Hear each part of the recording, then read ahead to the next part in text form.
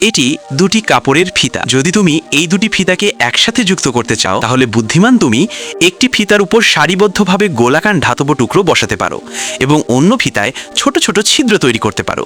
যখন তুমি ধাতব টুকরোগুলো সেই ছিদ্রের মধ্য দিয়ে প্রবেশ করিয়ে অন্য পাশ থেকে চেপে ধরো তখন দুটি কাপড় একসাথে জোড়া লেগে যায়। এভাবেই আবিষ্কৃত হয় বোতাম। কিন্তু বোতামের কিছু সীমাবদ্ধতা রয়েছে। এর শক্তি তুলনামূলকভাবে কম এবং দুটি কাপড়ের মাঝে ফাঁক থেকে যায়, যার ফলে ঠান্ডা বাতাস বা পানি সহজেই ভেতরে প্রবেশ করতে পারে।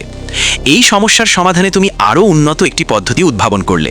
তুমি একটি চতুষ্কোণ ধাতব দণ্ড নিয়ে সেটিকে ছোট ছোট দাঁতের মতো বা চেইন টিথ আকারে তৈরি করলে। প্রতিটি দাঁতের পেছনে একটি খাঁজ এবং সামনে একটি উঁচু অংশ তৈরি করা হলো যাতে তারা পরস্পরের সাথে আটকে যেতে পারে।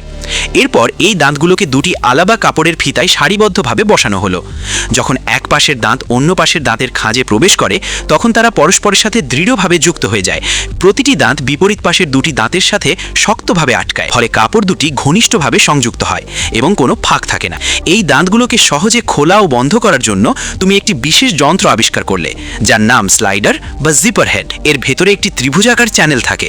যখন স্লাইডারটি উপরের দিকে টানা হয় তখন এই ত্রিভুজাকার গঠন দাঁতগুলোকে নির্দিষ্ট কোণে একত্রে যুক্ত করে, আর যখন স্লাইডারটি নিচের দিকে টানা হয় তখন এটি দাঁতগুলোকে আলাদা করে দেয়, ফলে কাপড় দুটি খুলে যায়।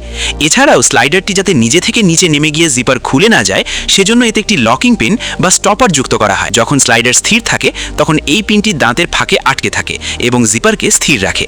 শুধুমাত্র টান দিলে পিনটি সরে যায় এবং জিপার খোলা বা বন্ধ করা সম্ভব হয়। অভিনন্দন! এভাবেই আবিষ্কৃত হয় ধাতব জিপার, যা আজকের দিনে জামা কাপড়, ব্যাগ, জুতো এবং আরও অনেক পণ্যে অত্যন্ত গুরুত্বপূর্ণ এবং সুবিধাজনক একটি উপাদান।